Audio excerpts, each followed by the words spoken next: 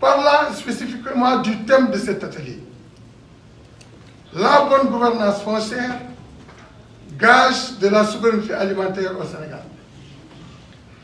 Je constate avec regret que notre pays n'a pas encore réussi à faire une meilleure exploitation agricole. Superficie emblavée et rendement encore faible. Malgré un appel pour un retour à l'agriculture et une batterie de mesures d'accompagnement initiées par l'État dont on peut encore questionner leur efficacité. De récentes études ont montré que le contexte actuel de l'approvisionnement alimentaire au Sénégal est marqué par des défis importants, même si certains progrès sont notés. Le pays est confronté à l'insécurité alimentaire caractérisée par la sous-alimentation et une balance commerciale déficitaire en raison de l'augmentation des importations alimentaires. Cette situation a été aggravée par plusieurs facteurs, tels que la faible productivité agricole, des pertes post-récolte considérables et un accès limité au marché pour les producteurs locaux.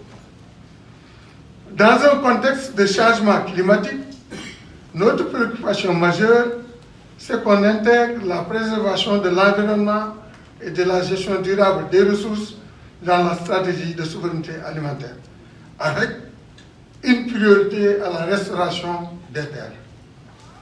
Nos modes de production et de consommation doivent être durables. L'objet principal de ce forum est d'échanger sur les enjeux et les défis majeurs liés à la gouvernance du foncier, un levier essentiel de la souveraineté alimentaire. C'est l'occasion pour nous d'échanger sur les pratiques locales, partager les outils éprouvés, analyser les modes de gouvernance favorisant la sécurité des exploitations familiales et des investissements privés responsables.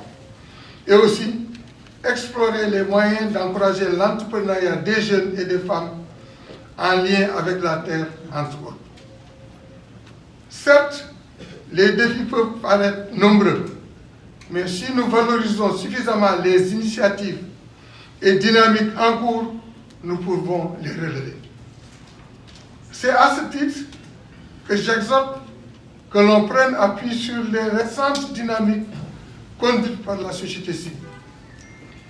En effet, réunis autour du cadre de réflexion et d'action sur le foncier au Sénégal, le CRAF, ces organisations ne cessent de réfléchir, de développer des expériences, de formuler des recommandations pour une meilleure gouvernance foncière dans notre pays. Une telle démarche de notre part est dictée par une volonté de créer non seulement un climat apaisé, mais aussi de booster le potentiel des exploitations familiales, d'impulser le développement agricole, de sortir les populations de la pauvreté et d'assurer une croissance économique durable pour notre pays.